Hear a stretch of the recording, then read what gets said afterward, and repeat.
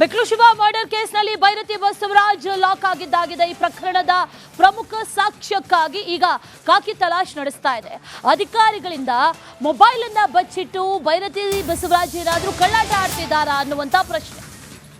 ಮೊಬೈಲ್ನಲ್ಲಿ ಪ್ರಮುಖ ಸಾಕ್ಷ್ಯ ಇದೆ ಅನ್ನುವಂಥ ನಿಟ್ಟಿನಲ್ಲಿ ಹೇಳಲಾಗ್ತಾ ಇದೆ. ಯಾಕಂದ್ರೆ ಈ ಜಗ್ಗನ ಜೊತೆಗೆ ನಡೆದಿರುವಂತಹ ಒಂದಷ್ಟು ಕಾನ್ವರ್ಸೇಷನ್ಸ್, ಮಾತುಕತೆಗಳು ನಡೆದಿತ್ತು. ಅದರಲ್ಲೂ ಪ್ರಮುಖವಾಗಿ ಈ ಬೆಕ್ಲು ಶಿವು ಕೊಲೆ ಸಂದರ್ಭದಲ್ಲಿ ಆ ಸಮಯಕ್ಕೆ ಸರಿಯಾಗಿ ಭೈರತಿ ಬಸವರಾಜ್ ಅವರ ಜೊತೆಗೆ ಅತಿ ಹೆಚ್ಚಿನ ಸಂಪರ್ಕದಲ್ಲಿದ್ದು ಜಗ್ಗ. ಹಾಗಾಗಿ ಈ ಮೊಬೈಲ್ಗಾಗಿ ಈಗ ಶೋಧ ಕಾರ್ಯವನ್ನ ನಡೆಸ್ತಾ ಇದ್ದಾರೆ. ಮೊಬೈಲ್ ಸಿಡಿಆರ್ ಆಧರಿಸಿ ಭೈರತಿಗೆ ಸಿಐಡಿ ಗ್ರಿಲ್ ನಡೆಸ್ತಾ ಇದೆ. ಮೊಬೈಲ್ನಲ್ಲಿ ಹಾಗಾದ್ರೆ ಈ ಜಗ್ಗನೊಂದಿಗಿನ ಸಂಪರ್ಕಕ್ಕೆ ಸಾಕ್ಷ್ಯಗಳು ಇದೆಯಾ ಅನ್ನುವಂತಹ ಪ್ರಶ್ನೆ, ಅದಕ್ಕಾಗಿ ಹುಡುಕಾಟಗಳು ನಡೀತಾ ಇದೆ. ಭೈರತಿ ಬಸವರಾಜ್ ಅವರನ್ನ ವಶಕ್ಕೆ ಪಡೆದಿದ್ದಾರೆ ಸಿಐಡಿ.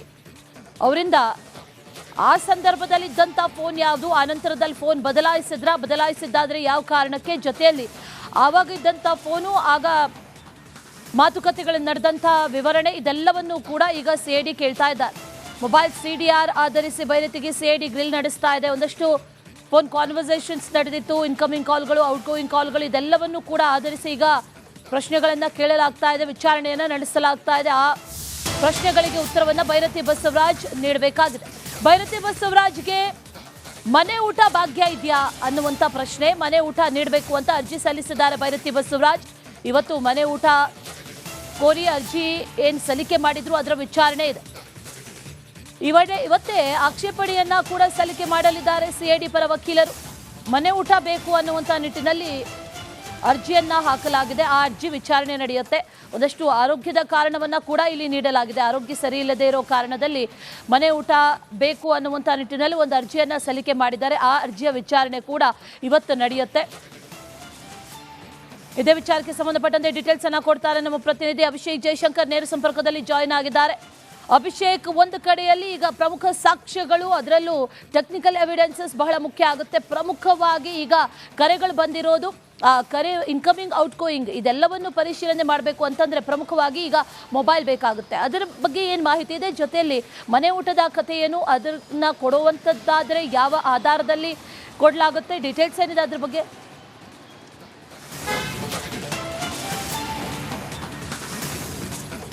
ಈಗಾಗಲೇ ಏನು ಆ ಮೊಬೈಲ್ ಏನಿದೆ, ಆ ಮೊಬೈಲ್ಗಳನ್ನು ಪಡೆದುಕೊಳ್ಳುವಂತಹ ಒಂದು ಕೆಲಸಗಳನ್ನು ಸಿಐಡಿ ಅಧಿಕಾರಿಗಳು ಮಾಡಬೇಕಾಗುತ್ತೆ. ಯಾಕಂದರೆ ಇವಾಗ ಬಳಕೆ ಮಾಡ್ತಿರುವಂತಹ ಮೊಬೈಲ್ ಏನಿದೆ ಅದರಲ್ಲಿ ಯಾವುದೇ ರೀತಿಯಾದಂತಹ ಮಾಹಿತಿ ಇಲ್ಲ. ಅಂದರೆ ಜಗ್ಗನ ವಿಚಾರ ಆಗಿರಬಹುದು ಮತ್ತು ಇನ್ನಿತರ ವಿಚಾರಗಳು ಯಾವುದೂ ಕೂಡ ಇಲ್ಲ.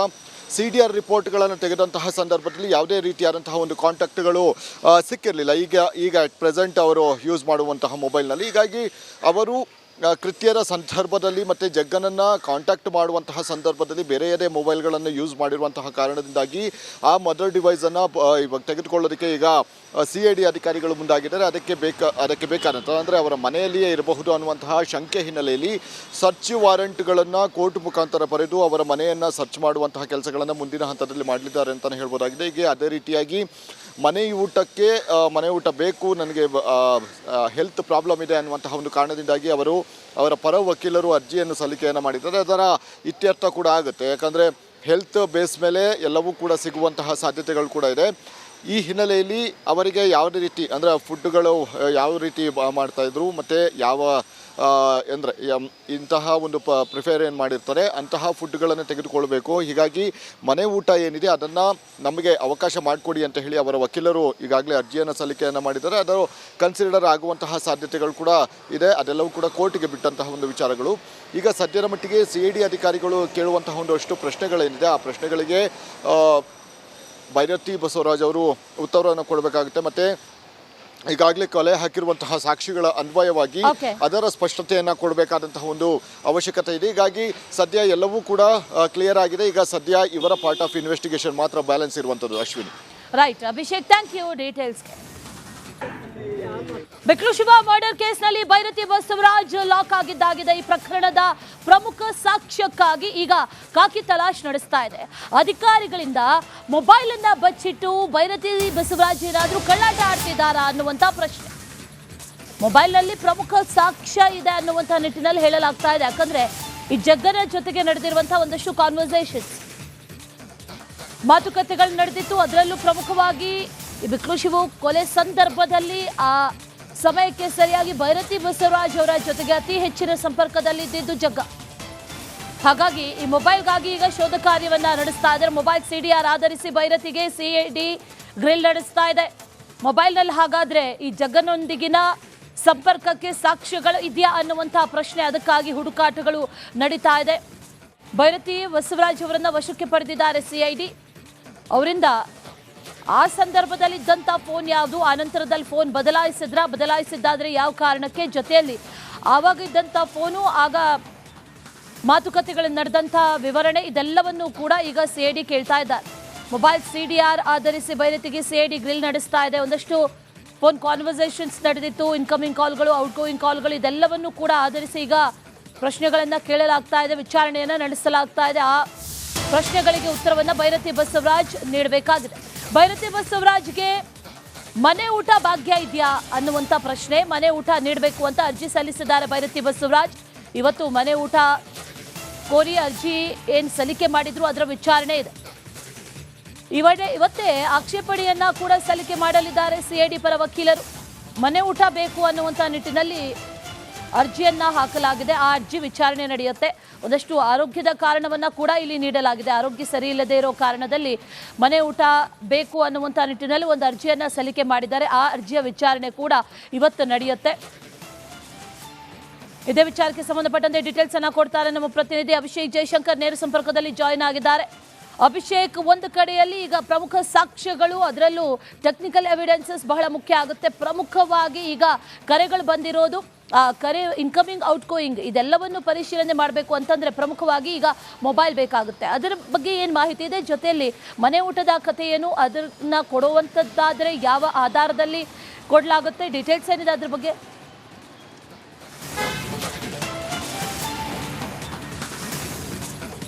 ಈಗಾಗಲೇ ಏನು ಆ ಮೊಬೈಲ್ ಏನಿದೆ, ಆ ಮೊಬೈಲ್ಗಳನ್ನು ಪಡೆದುಕೊಳ್ಳುವಂತಹ ಒಂದು ಕೆಲಸಗಳನ್ನು ಸಿಐಡಿ ಅಧಿಕಾರಿಗಳು ಮಾಡಬೇಕಾಗುತ್ತೆ. ಯಾಕಂದರೆ ಇವಾಗ ಬಳಕೆ ಮಾಡ್ತಿರುವಂತಹ ಮೊಬೈಲ್ ಏನಿದೆ ಅದರಲ್ಲಿ ಯಾವುದೇ ರೀತಿಯಾದಂತಹ ಮಾಹಿತಿ ಇಲ್ಲ. ಅಂದರೆ ಜಗ್ಗನ ವಿಚಾರ ಆಗಿರಬಹುದು ಮತ್ತು ಇನ್ನಿತರ ವಿಚಾರಗಳು ಯಾವುದೂ ಕೂಡ ಇಲ್ಲ. ಸಿಡಿಆರ್ ರಿಪೋರ್ಟ್ಗಳನ್ನು ತೆಗೆದಂತಹ ಸಂದರ್ಭದಲ್ಲಿ ಯಾವುದೇ ರೀತಿಯಾದಂತಹ ಒಂದು ಕಾಂಟ್ಯಾಕ್ಟ್ಗಳು ಸಿಕ್ಕಿರಲಿಲ್ಲ. ಈಗ ಅಟ್ ಪ್ರೆಸೆಂಟ್ ಅವರು ಯೂಸ್ ಮಾಡುವಂತಹ ಮೊಬೈಲ್ನಲ್ಲಿ. ಹೀಗಾಗಿ ಅವರು ಕೃತ್ಯದ ಸಂದರ್ಭದಲ್ಲಿ ಮತ್ತು ಜಗ್ಗನನ್ನು ಕಾಂಟ್ಯಾಕ್ಟ್ ಮಾಡುವಂತಹ ಸಂದರ್ಭದಲ್ಲಿ ಬೇರೆಯದೇ ಮೊಬೈಲ್ಗಳನ್ನು ಯೂಸ್ ಮಾಡಿರುವಂತಹ ಕಾರಣದಿಂದಾಗಿ ಆ ಮದರ್ ಡಿವೈಸನ್ನು ಇವಾಗ ತೆಗೆದುಕೊಳ್ಳೋದಕ್ಕೆ ಈಗ ಸಿಐಡಿ ಅಧಿಕಾರಿಗಳು ಮುಂದಾಗಿದ್ದಾರೆ. ಅದಕ್ಕೆ ಬೇಕಾದಂಥ ಅಂದರೆ ಅವರ ಮನೆಯಲ್ಲಿಯೇ ಇರಬಹುದು ಅನ್ನುವಂತಹ ಶಂಕೆ ಹಿನ್ನೆಲೆಯಲ್ಲಿ ಸರ್ಚ್ ವಾರೆಂಟ್ಗಳನ್ನು ಕೋರ್ಟ್ ಮುಖಾಂತರ ಬರೆದು ಅವರ ಮನೆಯನ್ನು ಸರ್ಚ್ ಮಾಡುವಂತಹ ಕೆಲಸಗಳನ್ನು ಮುಂದಿನ ಹಂತದಲ್ಲಿ ಮಾಡಲಿದ್ದಾರೆ ಅಂತಲೇ ಹೇಳ್ಬೋದಾಗಿದೆ. ಹೀಗೆ ಅದೇ ರೀತಿಯಾಗಿ ಮನೆ ಊಟ ಬೇಕು, ನನಗೆ ಹೆಲ್ತ್ ಪ್ರಾಬ್ಲಮ್ ಇದೆ ಅನ್ನುವಂತಹ ಒಂದು ಕಾರಣದಿಂದಾಗಿ ಅವರ ಪರ ವಕೀಲರು ಅರ್ಜಿಯನ್ನು ಸಲ್ಲಿಕೆಯನ್ನು ಮಾಡಿದ್ದಾರೆ. ಅದರ ಇತ್ಯರ್ಥ ಕೂಡ ಆಗುತ್ತೆ. ಯಾಕಂದರೆ ಹೆಲ್ತ್ ಬೇಸ್ ಮೇಲೆ ಎಲ್ಲವೂ ಕೂಡ ಸಿಗುವಂತಹ ಸಾಧ್ಯತೆಗಳು ಕೂಡ ಇದೆ. ಈ ಹಿನ್ನೆಲೆಯಲ್ಲಿ ಅವರಿಗೆ ಯಾವುದೇ ರೀತಿ ಅಂದರೆ ಫುಡ್ಗಳು ಯಾವ ರೀತಿ ಮಾಡ್ತಾಯಿದ್ರು ಮತ್ತು ಯಾವ ಅಂದರೆ ಇಂತಹ ಒಂದು ಪ್ರಿಫೇರ್ ಏನು ಮಾಡಿರ್ತಾರೆ ಅಂತಹ ಫುಡ್ಗಳನ್ನು ತೆಗೆದುಕೊಳ್ಬೇಕು. ಹೀಗಾಗಿ ಮನೆ ಊಟ ಏನಿದೆ ಅದನ್ನು ನಮಗೆ ಅವಕಾಶ ಮಾಡಿಕೊಡಿ ಅಂತ ಹೇಳಿ ಅವರ ವಕೀಲರು ಈಗಾಗಲೇ ಅರ್ಜಿಯನ್ನು ಸಲ್ಲಿಕೆಯನ್ನು ಮಾಡಿದ್ದಾರೆ. ಅದು ಕನ್ಸಿಡರ್ ಆಗುವಂತಹ ಸಾಧ್ಯತೆಗಳು ಕೂಡ ಇದೆ. ಅದೆಲ್ಲವೂ ಕೂಡ ಕೋರ್ಟಿಗೆ ಬಿಟ್ಟಂತಹ ಒಂದು ವಿಚಾರಗಳು. ಈಗ ಸದ್ಯದ ಮಟ್ಟಿಗೆ ಸಿಐಡಿ ಅಧಿಕಾರಿಗಳು ಕೇಳುವಂತಹ ಒಂದಷ್ಟು ಪ್ರಶ್ನೆಗಳೇನಿದೆ ಆ ಪ್ರಶ್ನೆಗಳಿಗೆ ಭೈರತಿ ಬಸವರಾಜ್ ಅವರು ಉತ್ತರವನ್ನು ಕೊಡಬೇಕಾಗುತ್ತೆ. ಮತ್ತು ಈಗಾಗಲೇ ಕಲೆ ಹಾಕಿರುವಂತಹ ಸಾಕ್ಷಿಗಳ ಅನ್ವಯವಾಗಿ ಅದರ ಸ್ಪಷ್ಟತೆಯನ್ನು ಕೊಡಬೇಕಾದಂತಹ ಒಂದು ಅವಶ್ಯಕತೆ ಇದೆ. ಹೀಗಾಗಿ ಸದ್ಯ ಎಲ್ಲವೂ ಕೂಡ ಕ್ಲಿಯರ್ ಆಗಿದೆ. ಈಗ ಸದ್ಯ ಇವರ ಪಾರ್ಟ್ ಆಫ್ ಇನ್ವೆಸ್ಟಿಗೇಷನ್ ಮಾತ್ರ ಬ್ಯಾಲೆನ್ಸ್ ಇರುವಂಥದ್ದು. Ashwini. Right Abhishek, thank you ಡೀಟೇಲ್ಸ್ಗೆ.